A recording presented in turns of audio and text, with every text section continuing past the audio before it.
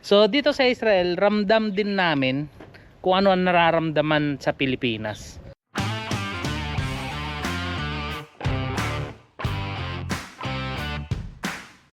So kung napapansin nyo, hindi ko kasama si Aba, so empty yung likod ko. Dahil pinalabas niya ako, kailangan ko raw talagang pumunta ngayon. Dahil within 2 days ay tataas na ang presyo ng gasolina dito sa Israel. So gagamitin ko na rin tong pagkakataon na ito para i-short ride kayo dito sa village namin. So dito sa Israel, meron silang batas dito sa may roundabout na ganito. Sa lahat ng mga roundabout, kapag ang sasakyan ay nasa loob ng roundabout, hindi ka pwedeng pumasok basta-basta. Kailangan mong antayin muna na maklear yung daan. So naalala ko dito sa amin, ngayon ang dami na nilang ginagawang mga bahay. Etong mga to, mga bahay na yan, dati katalahiban to nung dumating ako dito. Pero ang dami na nilang ginagawang mga bahay. Yan o. So yan yung mga magiging bagong bahay. So nung dumating ako dito, puro talahiban yung lugar na yon. So ito ang boundary. Kung nakikita nyo itong yellow na to, yan yung boundary sa kabilang village. Yan. So ito na yung kabilang village. Betshikma ang tawag dito. Ang gasolina namin naman ay doon sa may labasan, malapit sa National Road. Yun, so every time na may masasalubong ako, tinatago ko yung camera ko. Kasi dito sa Israel, bawal kang humawak ng kahit na ano, camera or cellphone habang nagmamaneo. So wala naman akong kabitan ng camera dito. Hindi pa ako bumibili. Tsaka hindi pa kasi siya part ng budget ko. Wala pa akong malaking pera para dyan. Ayun, so nakikita ko yung mga Thailand. Sana makita sa video. Doon sila nagtatrabaho yung mga Thailand. Ayun, nagtatanim sila. Ay, so dito na ako ngayon sa may gas station. Sana walang camera. Okay. Yung gas station, no? Tapos may car wash. At so dito na ako ngayon. Sa lagi kong problema dito, hindi ako marunong maglagay ng gas dahil nga Hebrew.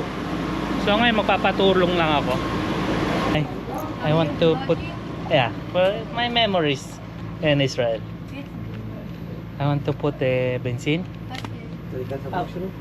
What number is the benzene? Number? What's your name? Number 2. What's your name? It's YouTube? Yeah, YouTube. What's your name? In YouTube, Yeah. True Adventure 08.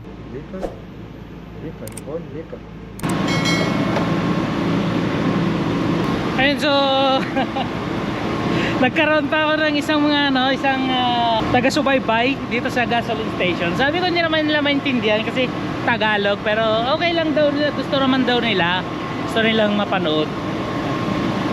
So thank you na rin yan. So dito sa gasoline station na to, mababait talaga sila.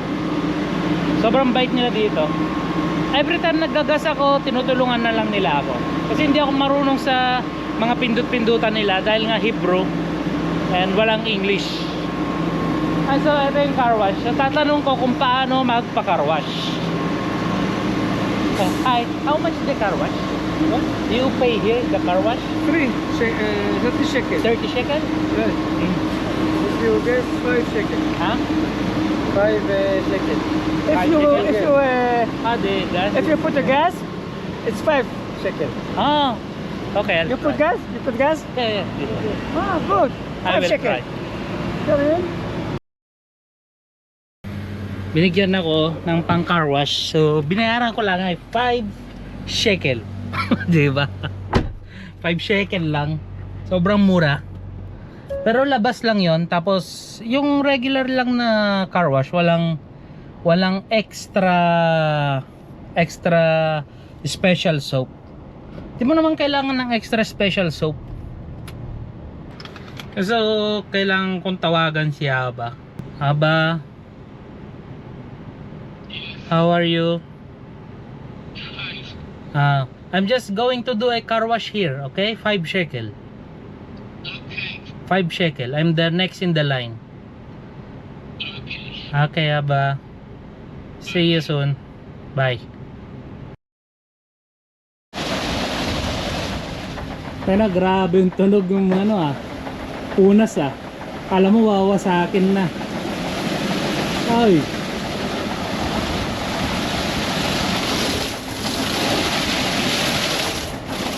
Ang pangit pakinggan yung mga pamunas. Parang babasagin si Wisteria. Ganun siguro talaga dito. So natapos na yung paglilinis kay Wisteria. So hindi siya yung ganun kalinis, pero at least 'di ba natanggal yung mga sinulat-sulat ng mga bata sa mga alikabok. Ay, so dito sa amin inaayos nila ngayon yung bagong daanan. So tatanggalin na tong lumang daanan.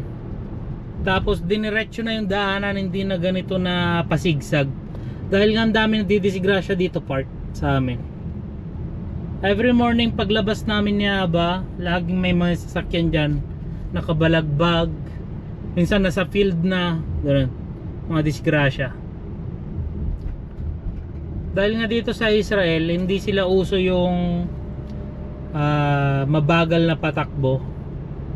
Kung ang maximum speed ng tinatahak nila ay 70, tatakbo pa rin sila ng 100. Ganon sila sa ka-aggressive dito.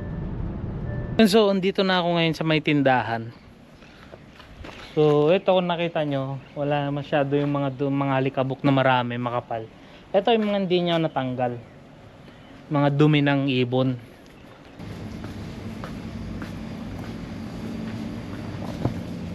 So, ang daming mabibili na naman dito. So, titingin lang ako ng Sprite Zero ni Aba. Babaguhin ko yung Cola Zero niya. Babaguhin ko ng Sprite, yung Zero. Okay, so patambay-tambay lang muna ako dito sa may tindahan. So, sa mga gustong makaalam kung magkano nga ba ang gasolina dito sa Israel ay 7.48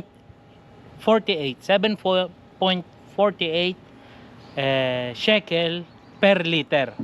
So tataas siya in 2 days, tataas siya ng around 60 cents or 60 agurot. Yun, so centavos lang naman yung itinaas, pero dito sa Israel malaking bagay na yun. Malaking bagay na yung pagtaas na yun. So, yung mga nagrereklamo sa Pilipinas yan. So, please, tigil nyo na ang pagrereklamo nyo sa gasolina sa Pilipinas. Kasi hindi lang naman Pilipinas ang tumaas. Kahit din dito sa Middle East, tumaas. Hindi lang ramdam dito, pero tumaas din. Yan, so, yan. Hanggang dito na lang siguro tong video na to. So, wala na akong pwedeng sabihin sa inyo. Wala akong pwedeng maipakita dito. Dahil nga nasa village lang ako. So, see you again next vlog.